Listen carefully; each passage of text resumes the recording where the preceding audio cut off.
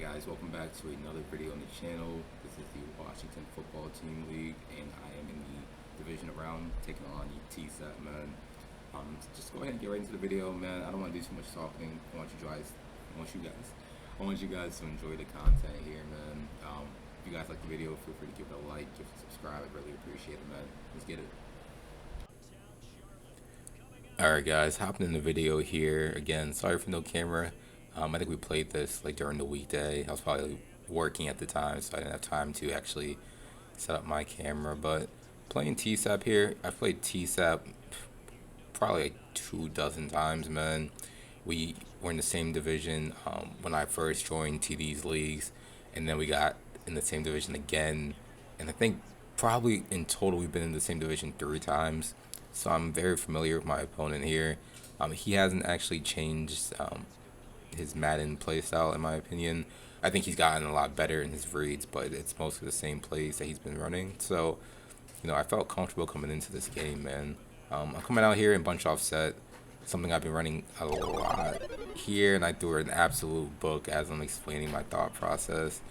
I mean, I thought my, what was that, a deep corner would get over that zone he was playing there. I don't know, it played well. It kind of like matched almost at the last second, and he's able to get a good pick there. So, I mean, I'm off to a rough start, right? I mean, playoff game, these are kind of shorter quarters. You never want to get off to a bad start like that, but, we just got to fight back. So, yeah, as I explained earlier, I've played Tsaap a million times. I know the formations he likes to go to and his reads out of them. So I've seen him run spread 1,000 times, and he does this play here. As you guys can see, it's like a PA comebacks play where the slot receiver on the left is doing like a deep post route. Guys, he's ran that play on me probably like 200 times. So I'm well capable of defending that. Essentially what I'm doing there is I'm manning up my slot corner typically on that slot receiver, and I'm also putting my far right safety in the inside third. So that's usually takes up, that takes care of that problem, and I'm able to use everything else up in the middle of the field. But I mean, he's driving right here, guys. As you can see, he's 3rd and inches. He's playing great offense. He's making those check downs. He's making those quick reads. I can't fault him for that. And I think that's something he does very well. I mean, if the big throw is not there, he's able to check down a lot of times and just go for an easy 5 to 10 yard gain, which adds up in time. But 4th and inches right here, trying to hold him to a stop and get the ball back. Again, it looks like he comes out in that spread formation. He actually decides to run out of it. You guys can see my D-line. I think I have 4 abilities here on the D-line. I was hoping, one of them would shed on an inside zone, but nothing sheds, of course, because D-line abilities in Madden 22 are just kind of like non-existent, right? They don't really matter. They don't really do much at all. But it's okay. So I got him back to another 3rd down and 2. On this play right here, he goes for a similar play he went to earlier. However, I have a great user. I'm able to blow it up with Jeremy Chin there, and get him to a 4th down and 8. It's a huge 4th down and 8. He's quick snaps us right here. He's looking for Chubb, but actually David Ojabo's manned up on him. And although David Ojabo's an edge rusher, he does have 88 or 87 speed. So he's able to make that play right there. And we're able to get the ball right back, which is huge for us, right? We really can't be affording to turn the ball over on downs so earlier in the game. So to get the ball back right there, that was a huge get for us. So, I mean, again, Tsaap is a great opponent. I'm just trying to take advantage of everything. On this play right here, I see Scary Terry on the corner make a great spin move, and I'm off to the races, man. That's Scary Terry, 99 overall, 96 speed, running out of gas traps, trying to catch him, but he can't catch him, man. To the end zone. That's what I'm talking about right there, man. That's what I'm talking about. That was a great play. It was a great spin move on my part, and honestly, that was really a big touchdown. He was playing great defense up to that point. I'm able to make a nice play, make him miss, and just take it to the end zone. But you guys can see it right here. He's going for that PA comeback deep post, but I'm there for it. Daxton Hill in that inside third, able to pick it off. I'm telling you guys, all right, I've played this dude countless times. I know what he's going to play. I know what he's going to run. I'm used to his plays. And on that particular play right there, I'm able to have great defense and get an interception. So, I mean, we're off to a 7-0 lead here, beginning of the second quarter. He's playing relatively well in defense, but I do feel as if I'm playing better overall. This player right here only rushes three, I believe. So I'm able to block it up and hit Scary Terry on this deep post crosser. I was hoping it would keep running from left to right. It kind of stops in the middle of the field, but luckily he stopped in front of the cornerback, and I'm able to have a good completion there. But third down and 23, I'm in a little bit of a hole. I see why I pump fake by accident, but I'm able to still complete it. I don't know what happened there. I double tapped Y and pump fake, but luckily it was just wide open. I'm not sure. I think he just had his zones like very, very far back. I'm not sure what happened there, but I'm able to hit him with a nice completion there for a first down. When honestly, I was probably just playing points at that point. Third down and 23, you're not really expecting much at that point. I was just trying to, get into an easily manageable field goal. But right here, guys, Antonio Gibson, man, with the run. Antonio Gibson has really been the unsung hero up to this point. Like, he can really do it all for me, man. I utilize him out the backfield, whether it's in the catching capacity or if it's running the football. He can really do it all for me, man. But 14-0, halfway through the second quarter, we're feeling great about our odds going forward, man. Again, it looks like we haven't figured out on defense.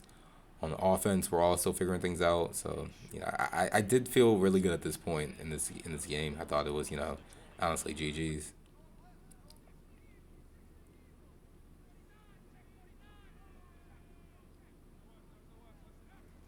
On third down, it's Nick Chubb.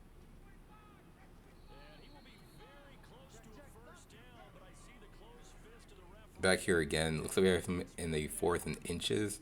So you guys can see, I can see his receiver on what route they're running. So that kind of comes into play later on in the game. But right here, it looks like he audible down to a run. As you guys could see there, he was no longer having that outside receiver on a route. I don't think I ran commit there, but he's able to pick up a nice gain. He needed like half a yard, man, and he didn't get much more than that. But it's all good. First and 10, but again, I still feel so good on defense right now. As you guys see there, there's not much he can really do against my defense. I really haven't figured out. Third down and 10 right here. I mean, if we could hold him to like no gain or a short gain, fourth down, the situation would honestly almost wrap up the game. I mean, if we could possibly go up three scores to begin this third quarter, that would have been great for us. But right here, man, I scream off the edge. I'm telling you guys, I had four D-line chems on my team. I needed them to scream, and they did in that situation. Fourth down and 10 right here. I'm trying to just play man coverage, and it's probably not the best coverage in this situation. I have Cameron Curl manned up on Nick Chubb. Nick Chubb probably like 93, 94 speed. Cameron Curl is the solid 87 speed, so he's able to cook him on an out route there. Probably just a little bit of a lapse. Got a little lazy on my defense on that play. I need to really, I should have blitzed him, to be honest with you, but it's okay. Again, up 14-0 still, a minute left in the second quarter. Still playing some really good football.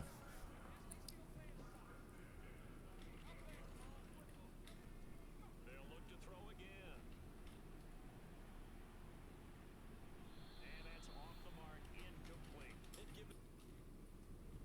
So second down and 10 here.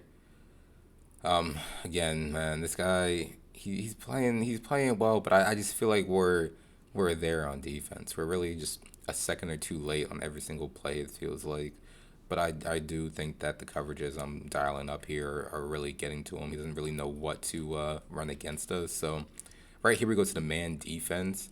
Again, he goes to Nick Chubb, and he just kind of cooks Marcus Williams there and breaks the tackle for a touchdown. Man, I had four guys in the area, and none of them are able to bring down Nick Chubb, who has like 99 break tackles. So understandable there. I mean, it is Nick Chubb, right? He is a beast, but a little frustrating just because I felt as if I had good coverage there. I had a seam flat as well as it being manned up, but he's able to break it and play that and get that touchdown. But back on offense here, 10 seconds left in the second quarter. I'm able to find Antonio Gibson there for a nice little gain. I'm trying to get in the field goal range. I'm unable to do so. But back here in the second half, again, he's running the ball. This is one of like the few times I'm able to get any kind of shed with my D line.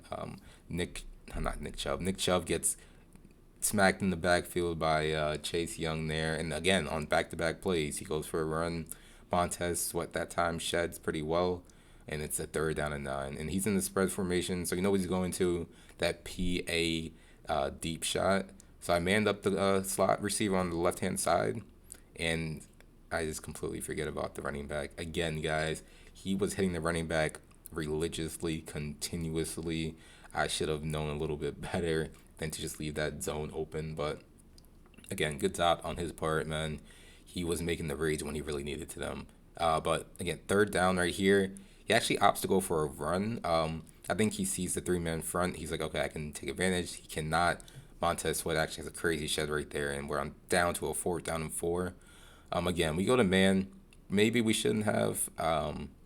But right here, you guys could see, I was so worried about the running back on that play. I kind of hesitated with Cameron Curl on the left side of the field, and DJ Moore bricks across my face from left to right.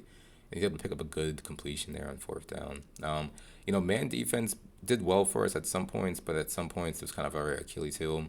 I think I need to do a better job of mixing in my zones when I do end up playing man. But on this play here, guys, not much to say. I actually ended up run committing on this play. You know, again, I could see what route his primary receiver was running, so I saw it and I was like, oh, he's running, so let me just run commit. He actually realized that he audibles to a pass and he's just able to hit a quick seam streak for an easy touchdown. But good dot on my opponent's part. 14-14 in a game where I feel as if I was kind of dominating. I'm not gonna lie. So a little disappointed to be in this position, but we just gotta keep fighting from this point on.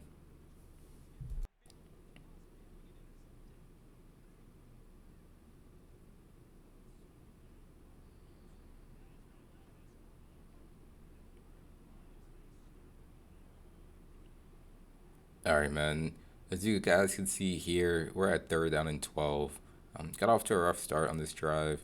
I tried to run the ball a little bit, but he just has a crazy D line. I'm just not able to do so.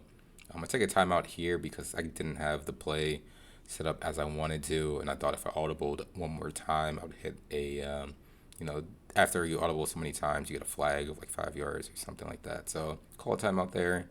Um, Go over to bunch on this play, man. Again, I have been running this play right here. You guys can see it, the setup. I put Terry on like a deep post, running backs on a wheel, and then I streak the far right, which is the B receiver. I don't know. I like the concept of it. Right, my first read is typically that RB receiver who's breaking on a corner route. Then I'll kind of look for Scary Terry on the deeper post, or possibly Antonio Gibson on the wheel. That's the play I use on third down and 23, and I picked it up. Right here, honestly, guys, I'm not even gonna lie. It wasn't the best read, right? His user was there. He was just a little bit too low on it. He played it perfectly. I just think he got a little bit antsy, right? He got a little nervous when he saw the ball coming. I'm able to pick up a good gain.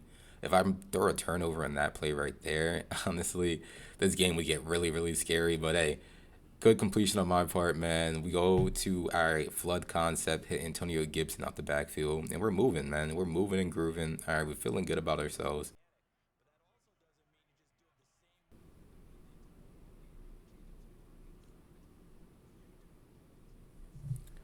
All right, man. You guys can see here, second down and 9. We're trying to run the ball a little bit, not having any success doing so.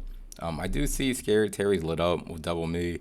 Double me has really scored me in the past, but I see the one-on-one coverage. I'm going for it, man. I go up, ag him with Terry, man. That's on Afki, our former DB, able to go up 7 points right here, man. I mean, again, double me is a very wishy-washy ability. Sometimes it activates, sometimes it doesn't.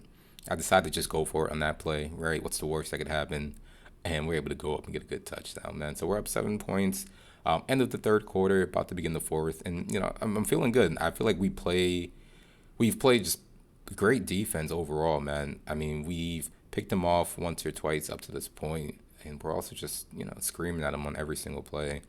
I think a lot of my mistakes and a lot of his ability to drive down the field have just been my mistakes on defense, right? Just not manning up the running back or not putting a zone where I should, in concern of the running back, which he honestly does pretty well. He a lot of times will run the ball, disrupt the pass, right? He'll run the ball to the left, quick snap it, try to hit that deep post play out of spread that he's in right here. Actually, you guys can see here my defense gets a little creative, trying to mix it up.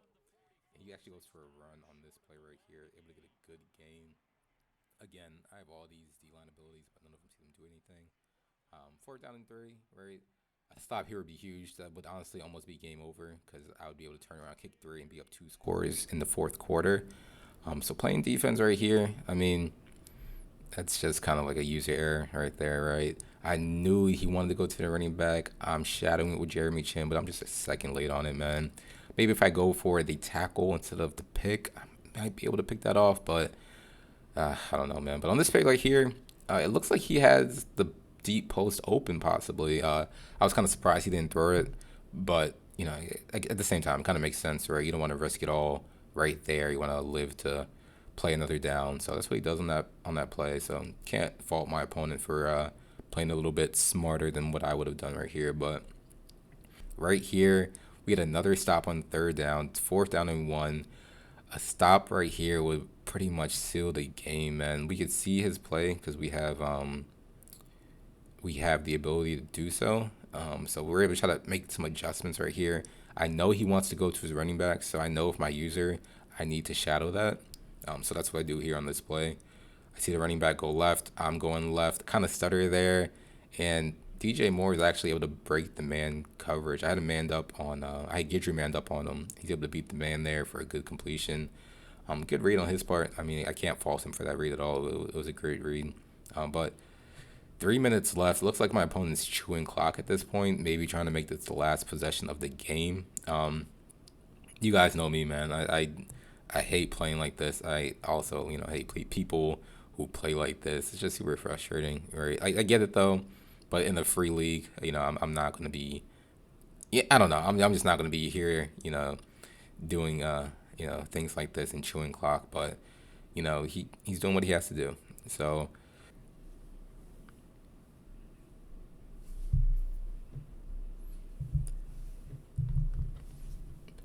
all right, right here, I get my opponent to a third down and five situation. I took all my timeouts up to this point, trying to ensure the fact that I can get the ball back to begin after this drive. But right here, guys, I went away from what I knew best, which was shadowing Nick Chubb, and Nick Chubb is the one who burns us on the fourth down.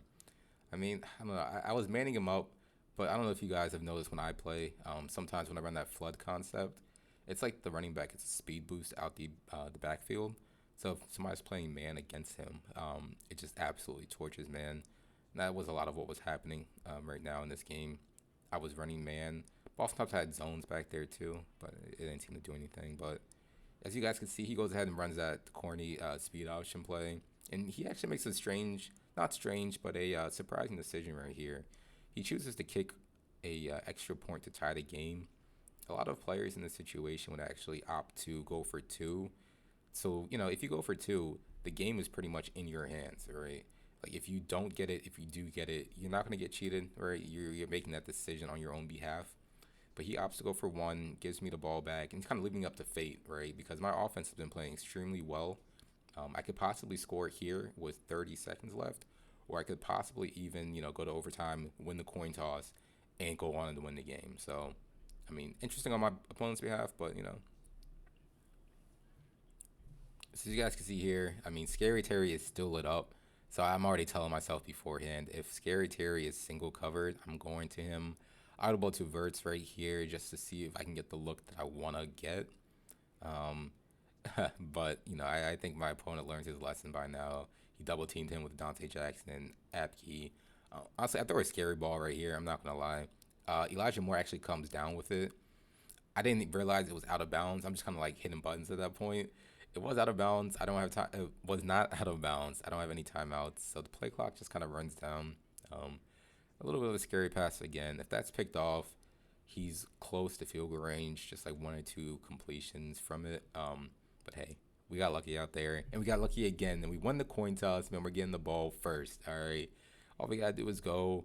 Listen, we can milk the clock if we want to. We could be corny too. We can milk the clock, kick a field goal to end, overtime, or we could play it so that we just go ahead and score a touchdown. So you guys see me here audibling down and around a little bit in the playbook. Honestly, not something I do too often. I'm not, usually trying to be this sweaty, but I really want to win this playoff game. So you guys can see me audibling down.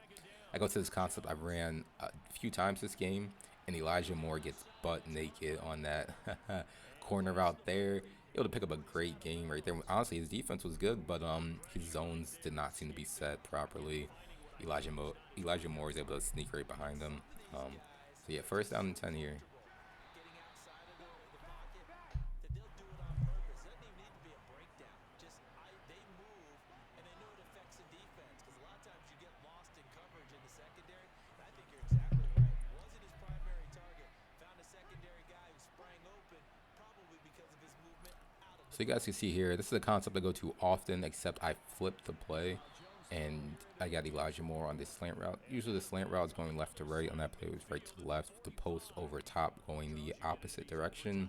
I think he was thinking it'd be, the slant route going from left to right. I'm able to hit that for a nice gain there. Again, at this point, I was feeling great. I was feeling just perfect on offense, man. I knew that this was pretty much game over. I felt as if his defense would not be able to stop me. A flood concept here. Block my tight end up, and I see Elijah Moore wide open, easy completion there. Again, looks like his zones were super far down that time. Not sure if I don't know, maybe they were like 5 yards or so, but Elijah Moore gets super open on that out route from the flood concept, and man, we're moving. Again, I felt as if I was just clicking on offense at this point. I didn't think he could stop me. My running game, as you guys can see here, 10 rushes for 10 yards. All right. My running game could be stopped, but my passing game was on fire up to this point. I go to this concept here that I haven't ran this game. I don't run it too often, but it is one that I'm familiar with. So I put my tight end on this slant post kind of concept. I see he gets wide open. I wait to throw it, and I actually rack it right here. Kind of get lucky, right, that my tight end did not step out of bounds, but it was wide open again. Great completion there. So then, I assume my opponent here is going to rank commit. So I ran some random play. He actually doesn't rank commit, but we have this wide receiver wide open. Elijah Moore, a touchdown, baby. That's game. Man, honestly, this was a great game for my opponent, Tsaap. It was a lot of fun. I'm just able to get the win in the end. Again, he played super well. I thought the one mistake that he really made during this game was kicking the extra point to tie the game instead of attempting to go over 2. And I told him after the game, obviously hindsight is 2020, but I think in situations like these, you just really need to go for it, man. But I'll catch you guys post game. All right, man. As you guys just saw there, we took on Tsaap in the divisional. We were able to come away with a win in overtime. Great team win, man. So next round, we took on actually the man himself, TDBarrett.